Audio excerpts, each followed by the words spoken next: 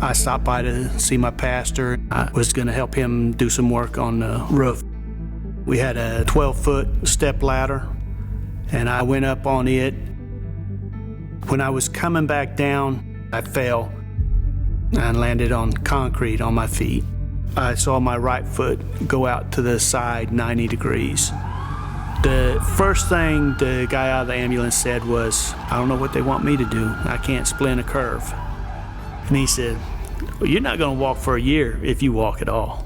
I was thinking, broken ankle, they'll cast it, we'll go home, until I saw his legs.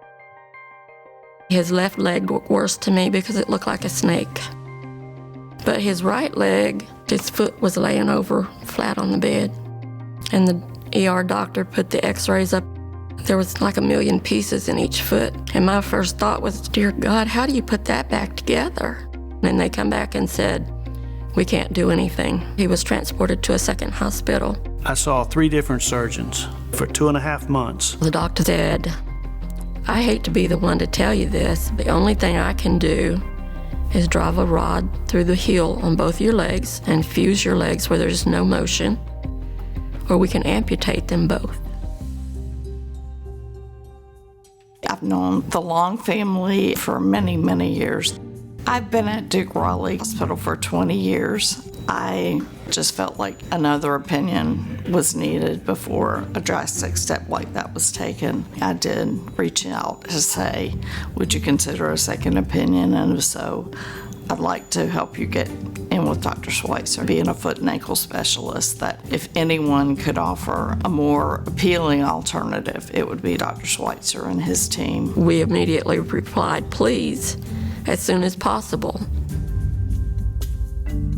David came to my clinic unsure if he would actually ever walk again. They're both distraught for good reason. I did an evaluation, talked to them a little bit. These are severe injuries that involves cartilage, so there's significant amount of joint damage. He said amputation was not even an option. As far as fusion of the ankle, he said, I've heard of doing it that way. And that sure wouldn't be my first choice. We gave him hope, which is something that no one else was really able to do for him. They came back in and said, well, you're scheduled for surgery on Friday. It was just beyond what you could imagine or hope for.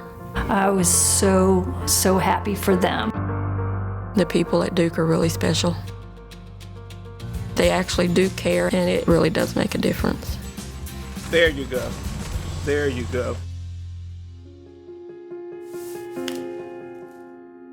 I was excited that it would be Duke surgeons doing the surgery. I was ready. We're doing our timeout. Patient is David Long, no known allergies. He's consented for a right distal tibia and fibula open reduction and internal fixation. We knew that each side was going to take at least 2 to 3 hours in order to reconstruct. We did his right side first. Instead of kind of an acute fracture management where you're working to realign pieces, we had to first re-break some things in order to free pieces up so that we can kind of put the jigsaw puzzle back together. In Mr. Long's case, we used 3 plates and multiple screws. It is a lot for one person. That was the more difficult. We did that on a Friday. We let him rest over the weekend, and then we tackled his other side on Monday. He said he wouldn't see me on Sunday because he was off. Then Sunday, there was a knock on the door, and Morning. he comes in. You still feeling okay? Yeah, feeling great. Good. I wanted to stop in and check on you. You know, his time off, and he's thinking about checking on his patient. It's been a long road. Yes. And then shortly after that, the nurse came in, and when she found out that Cindy was going to be spending the night, she asked her about blankets and sheets and pillows. That's very nice. I spent the night at the hospital so that I would be there when they did take him back to have surgery on his other leg.